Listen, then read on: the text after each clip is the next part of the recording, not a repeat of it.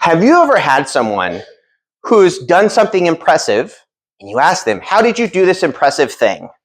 And they give you all the little side things, but not the main thing. Let me give you an example. We have a lot of fit people in here. I'll just pick anyone. You, sir, run a marathon, win the Boston Marathon, right? And we're like, that's impressive. What did you do? And if he's like, well, I had good shoes, I had a cool haircut, I listened to good music, I had some good water, we'd think we would do all those things and we wouldn't win. Did you do anything else? And he's like, I ran like 1,000 miles, right? So that's the main thing, okay? So when I was a senior in high school, we had a guy come talk at my school. This was like a wealth guru was who he was marketed as. And he told us, I'm like 55, I'm worth $20 million, and I'm going to tell you how to do the same thing. So all of us guys were like, we're going to take notes, right? Whatever this guy says, we're going to do it because we want to retire early also and have a lot of money and we're lazy. So the guy starts talking and I write everything he says down. He talks for like 30 minutes. He just gives a bunch of tips, right? And I have this list of things he said.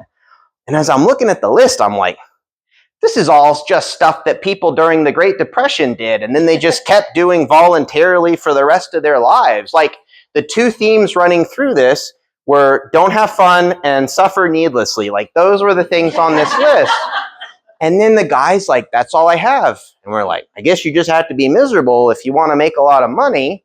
And then a kid raises his hand, and the kid asks, what did you do before you retired? And I'm like, he did the list. Why would you ask that dumb question? He gave us what he did. And he said, I owned a company. And I'm like, that's not on the list of things you told us you did. And then another kid's like, how big was the company? And he told us this part just like he was telling us what he had for breakfast that day. Well, I started a company when I was young. I grew it to like 750 people and I sold it. And I'm like, that's the main thing. You don't have to wait till it rains to wash your car. You don't have to turn off all the lights as soon as you leave a room. You don't have to save all your nickels and put them in a jar. I don't even know how that really helps. You don't have to take 30-second cold showers every other day. And so first I was frustrated. I was like, I spent all this time writing the tips, and that's not the main thing. But then I felt like I dodged a bullet, because could you imagine if that kid never would have asked a question of how that guy made his money? You'd have 30 other guys like me just following the list, always in a bad mood, like one day our ship's going to come home. Our wife, we have children at this point, our wife's like, why don't you ever just get a job? It would help out so much with the finance. I'm like, I'm too busy doing the list. So I don't have a segue into the next one. Let's go to the next one.